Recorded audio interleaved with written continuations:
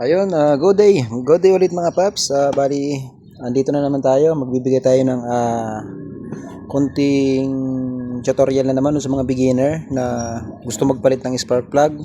So, bali, papalit kasi tayo ng spark plug ngayong araw kasi mahina na yung hatag ng motor. Nung nakaraan, binuksan ko to. So, palitan na talaga yung spark plug. Pero ginawan ko muna ng paraan kasi wala pang pamalit.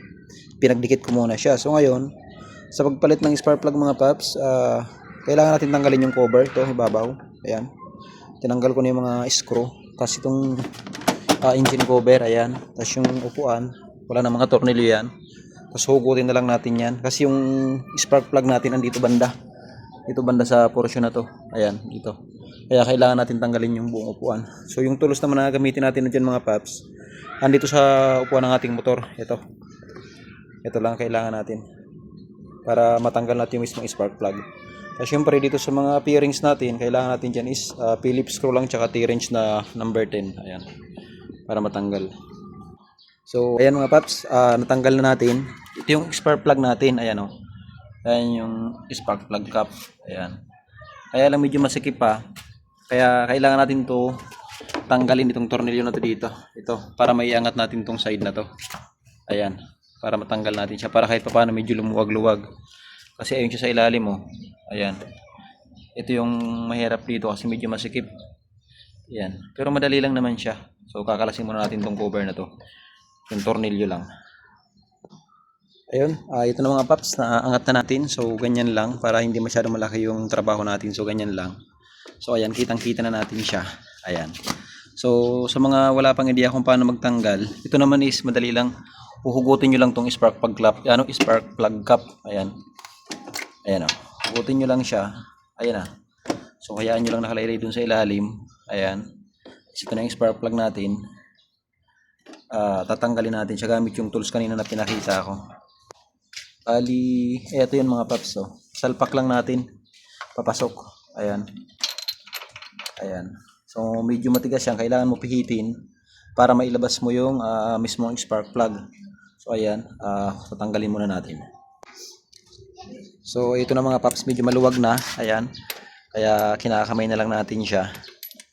Ayan. Ganyan lang naman magtanggal na ito, madali lang. Tapos pag kaya nyo nang hugutin ng kamay, hugutin nyo na. Ayan. Parang kaya na yata. So ayun. Nahulog na siya. Ito na siya sa gilid mga paps. So ayan. So ayan, tingnan nyo yung itsura ng spark plug natin. Ayan. So sa ngayon, dikit na dikit siya. Ayan o. Kasi ginawan ko to ng remedyo nung nakaraan. Ayan. Pinukpo ko lang yung pinakang head niya para dumikit kasi sobrang layo na. Bali, kapag pinipiga mo kasi yung motor, so kung iisipin mo, loss compression siya kasi delay.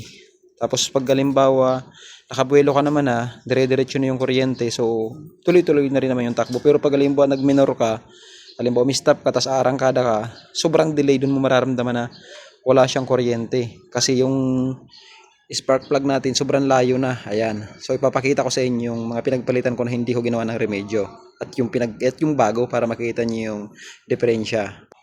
So bali ito yung mga pinagpalitan ko mga paps. Ito wala tong remedyo, pinagpalitan ko talaga to as in. Ayan, labas natin. Ayan. Ayan. So ayan, kung makikita nyo siya, ayan o. Napakalayo na sobra. Ayan. Hindi ko to na remedyo mga paps. Pinalitan ko talaga to. Ayan, napakalayo niya na. Tapos ito naman yung isa, ito yung kanina unang pinakita ko sa inyo. Kung makikita nyo siya, luma na rin siya yan, pero medyo dikit pa. At kung makikita nyo yung head, sobrang nakayuko na.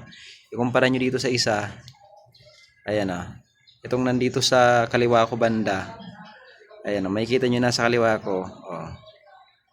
Diba? Makikita nyo yung pinagkaiba nila. Itong nasa kaliwa ko banda, sobrang layo na. Itong nasa kanan ko ito medyo lumapit kasi pinukpo ko yan para dumikit. Ngayon, mararamdaman nyo yan kapag mahina na yung arangkada ng motor. So balit yung mga napagpalitan natin. Ito naman yung bagong bili ko. Ito, kanina lang. Ayan, labas natin. Ayan, ito yung bago. So sa mga hindi pa pala nakakaalam mga paps, ito yung brand ng stock natin. Ayan, NJKR. Ayan NJKR. Ayan. So kung makikita nyo yung bago, ayan halos konti lang yung allowance yun, halos dumikit siya dun sa pinakang head. Ayan, ito yung ating mga luma. Ayan, pagtabi-tabi natin silang tatlo. Bali, apat na may laman pa tong isa eh.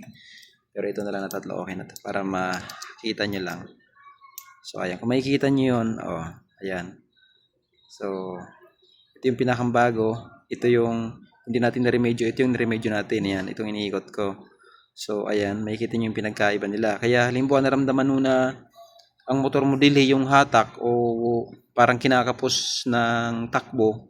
Ganon, pag sa umpisa, tapos pag nakabuelo ka naman is goods na naman siya. Tapos pag nagminor ka, pag nagumpisa ka ng 0 to arangkada ka, nararamdaman mo yung parang walang puwersa. Ito, i-check nyo tong spark plug kasi mahina na yung kuryente niyan. Baka pudpud na. Ayan. So sa ngayon, ikakabit muna natin ito mga paps. Ayan. Sa pagbalik, ganun lang din naman ulit. Ayan. Salpak lang natin ulit doon sa lalim. Sa butas. Ayan. Tapos, pihit lang pakanan. Ayan, salpak muna natin mga paps.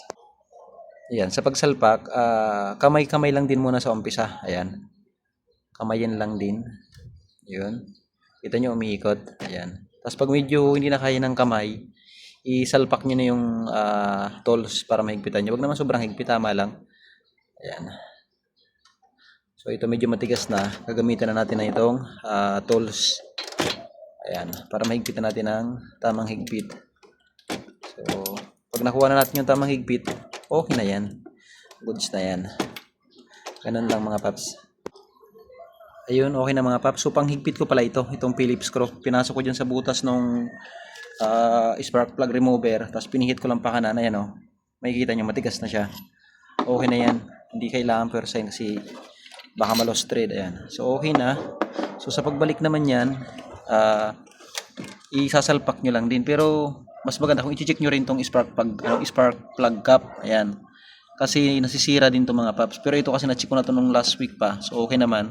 Kaya isasalpak na lang din natin siya. Ayan. Ganun lang din sa pagsalpak. Patulak lang din. Ayun. Tapos check nyo lang din kung mahigpit na siya. Ayan. Okay na siya. So yun lang mga paps. Sana nakatulong. Nagkaroon ng konting idea lalo doon sa mga beginner. So ride safe police. Maraming salamat.